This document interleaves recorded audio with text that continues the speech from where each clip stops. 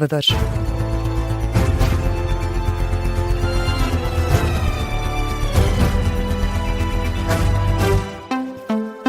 Jornal das 2, edição de José Rafael Lopes. E José, o Irão afirma ter lançado um novo ataque em grande escala contra o inimigo. Informação dada pela Guarda Revolucionária do Irão, que diz ter lançado uma nova onda de ataques em grande escala após o líder supremo do regime ter sido morto. Falam na 7ª e na 8ª vagas daquela que consideram ser a Operação Promessa Honesta.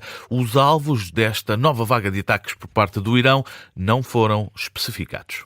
Também Israel avisa que vai começar uma operação contínua contra os alvos no Irão. Anúncio feito pelo Ministro da Defesa de Israel, Israel Katz, afirma que os aviões da Força Aérea estão agora em posição de ataque nos céus do Irão, depois de já terem atacado alvos do regime iraniano no coração da cidade. O Ministro explica que a operação foi possível depois de os primeiros ataques terem destruído metade do arsenal de mísseis iraniano, cerca de 1.500, segundo detalha o porta-voz do Exército. Agora, Israel vai começar uma operação aérea contínua, uma chamada ponta aérea, como definiu Katz, para um ataque poderoso contra Teherão. Há pouco, Israel fez um balanço do primeiro dia de guerra. Desde ontem, 2 pessoas morreram e há mais de 450 feridos. Do lado iraniano, mais de 200 pessoas foram mortas nos ataques israelitas e norte-americanos. Entretanto, as autoridades de Israel dizem não ter conhecimento do ataque de ontem contra uma escola primária no sul do Irão, onde morreram mais de 100 pessoas, entre as quais várias crianças. E milhares de pessoas estão retidas nos aeroportos do Médio Oriente devido ao ataque dos Estados Unidos e de Israel ao Irão. São centenas de milhares de viajantes que ficaram retidos ou foram desviados para outros aeroportos. De acordo com a agência Associated Press, pelo menos Israel, Emirados Árabes Unidos, Catar, Síria, Irão, Iraque e Bahrein fecharam o espaço aéreo. Mais de 1.800 voos foram cancelados pelas principais companhias aéreas do Médio Oriente, que têm normalmente cerca de 90 mil passageiros por dia. No aeroporto de Abu Dhabi, uma pessoa morreu, 7 ficaram feridas. No aeroporto do Dubai, 4 pessoas também ficaram feridas. Não é ainda claro quanto tempo é que a interrupção dos voos pode durar. Está tudo ligado aos desenvolvimentos na guerra. Nesta sequência, as instituições europeias assinalam o fim de uma era e uma esperança renovada depois da morte do líder supremo iraniano. Reações da Comissão Europeia, da chefe de diplomacia da União Europeia e do Parlamento Europeu na rede social X. Ursula von der Leyen alerta, ao mesmo tempo que o tempo carrega um risco real de instabilidade que pode empurrar a região, o Médio Oriente, para uma espiral de violência. Além da Presidente da Comissão Europeia, a chefe da diplomacia, Kaja Kallas, declara que a morte de Ali Khamenei é um dos momentos que define a história do Irão e que o povo pode agora ter mais liberdade. Já a Presidente do Parlamento Europeu, Roberta Metsola, escreve que o fim do Ayatollah tem de assinalar o fim da era dos ditadores no Irão.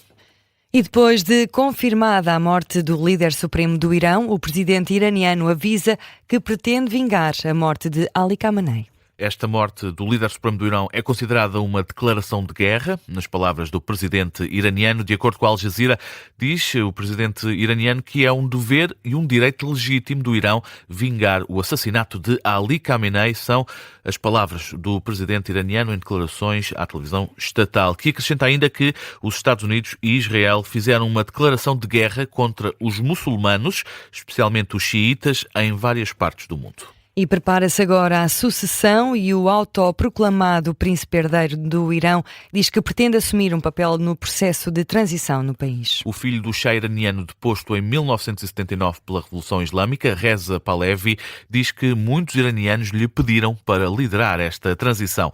Num editorial publicado pelo The Washington Post, o príncipe herdeiro é taxativo, diz que o caminho a seguir tem de ser transparente, com uma nova Constituição redigida e ratificada por referendo, seguida de eleições livres sob supervisão internacional. Há décadas que o autoproclamado príncipe herdeiro tem criticado o governo iraniano. Agora agradece a Donald Trump por ter dado a ordem dos bombardeamentos que atingiram o Irão e decapitaram o regime do Ayatollah Ali Khamenei. E o coronel José do Carmo considera que o Irão vai ter de decidir se desiste ou se negocia. José do Carmo explica que a capacidade militar de Teherão começa a diminuir, aponta que o presidente iraniano é um líder sem poderes. Por outro lado, o presidente do Irão é apenas uma governanta, não é alguém que tenha poder. O Irão, o presidente, digamos assim, como aqui na Europa o presidente é o presidente, mas no Irão o presidente é uma governanta da casa, não tem qualquer, enfim, poder sobre para onde é que o país vai, ou quem está a decidir não é ele, é a Guarda Nacional, é a Guarda Republicana, a Guarda Revolucionária, quero dizer. E, portanto, é por aí que vai. Agora, o Irão está, obviamente, a fazer a sua demonstração de força, por enquanto vai podendo fazê-la, mas está a ser constantemente bombardeado, os seus meios estão a ser degradados, aos bocadinhos, e vai chegar um momento em que o Irão decida, ou se suicida, ou de facto senta-se à mesa. O coronel José do Carmo reforça que a vingança já anunciada pelas autoridades iranianas pode não ter o efeito desejado. Entretanto, o Estreito de Hormuz foi bloqueado pelo Irão. Pelo menos 150 navios petroleiros estão ancorados no mar Arábico. O Estreito de Hormuz é a rota mais importante de exportação de petróleo do mundo. Passam por lá mais de 16 milhões de barris de petróleo por dia. O especialista em direito internacional, Francisco Pereira Coutinho, acredita que o fecho do porto não vai aumentar o preço dos combustíveis, muito devido às reservas dos Estados Unidos. Claro que isto vai ter algum impacto, eu não estou a dizer que não, mas verdadeiramente quem se abastece mais até esses petroleiros possivelmente iriam para a China. Os Estados Unidos são autossuficientes, não é? E, portanto, Donald Trump tem esta vantagem neste momento que os presidentes americanos no passado não tinham, que pode intervir, lançar esta agressão sem temer uma espiral nos preços do petróleo e da gasolina nos Estados Unidos. Isso teria um impacto direto nos seus eleitores, que estão constantemente a queixar-se do aumento do custo de vida. Francisco Pereira Coutinho admite que é complicado prever a duração desta ofensiva norte-americana e sublinha que Donald Trump não vai querer manter esta guerra até às eleições intercalares e que o presidente norte-americano deve ainda muitas explicações. Isto é estranhíssimo, não é? Como é que alguém que passa a vida a falar com jornalistas, quer dizer, no dia de ontem, não falou com os jornalistas, pelo menos não vi nenhum tipo de intervenções de Donald Trump e não falou formalmente, não só não pediu autorização ao Congresso para esta intervenção militar, como nem sequer se dirigiu aos americanos para uma operação desta dimensão contra um inimigo histórico dos Estados Unidos. E eu não sei se isto é um sinal de que os objetivos desta intervenção militar ainda não estão completamente estabilizados. Francisco Pereira Coutinho, no Gabinete de Guerra da Rádio Observador, o especialista em direito internacional, acredita que o ataque ao Irão pode durar semanas. E, entretanto, o Reino Unido revela que abateu drones no Médio Oriente. Na análise ao envolvimento britânico, o professor e historiador José Miguel Sardica admite que a guerra pode internacionalizar-se, é um risco. Tinha sido o ministro da Defesa britânico a anunciar medidas ativas em relação ao conflito no Médio Oriente e, na análise a essas palavras, a interpretação do professor catedrático de História, José Miguel Sardica, é de que o cenário de guerra muda agora de paradigma. O envolvimento inglês e a notícia de que a Inglaterra tem efetivos militares que estão neste momento naquilo que poderíamos considerar a linha da frente, vem de alguma maneira não só regionalizar a guerra, mas internacionalizá-la, o que cria aqui um cenário novo, porque o ataque ao Irão de há alguns meses, em junho, portanto há 6 meses, 7 meses, era um ataque sobre, creio que, 2 instalações militares nucleares, pelo menos especula-se que seriam, mas um ataque muito cirúrgico. A análise de José Miguel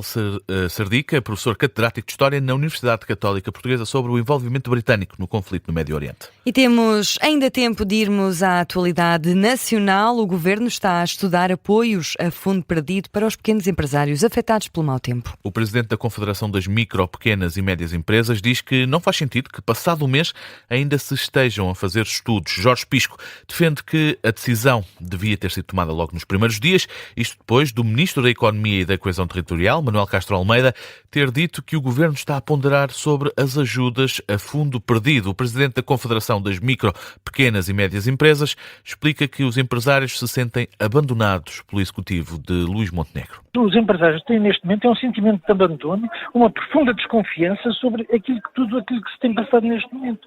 E, na realidade, não se compreende que o Governo, passado um mês, ainda esteja a dizer que está a estudar. Porque vão para o terreno, andam a anunciar sucessivamente linhas de crédito, dizem que têm apoios e mais apoios e depois vêm com esta conversa que já conhecemos anteriormente, já quando foi do Covid esta situação também se verificou e é uma situação muito desagradável. Jorge Pisco, entrevistado na Rádio Observador, o presidente da Confederação das Micro, Pequenas e Médias Empresas, acrescenta ainda que não teve qualquer contacto por parte do Governo em relação às linhas de apoio. E assim que fechamos o Jornal das Duas, edição do jornalista José Rafael Lopes. Até já. Até já.